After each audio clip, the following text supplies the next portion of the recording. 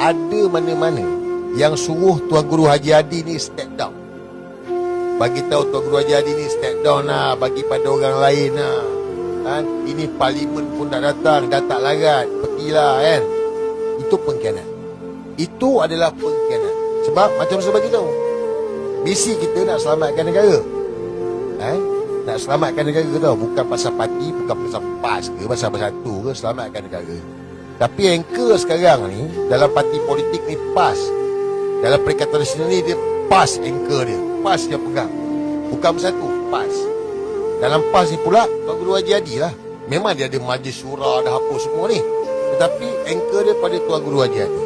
So kalau mereka ni nak Tuan Guru Haji Hadi step down, pengkhianat lah tu. Sebab itu yang Anwar nak, itu yang Zahid nak. Sebab kekuatan lagi ni dalam parti politik adalah pada Tuan Guru Haji Hadi. Dia je sekarang ni, anchor dia sekarang ni, dia pegang ni.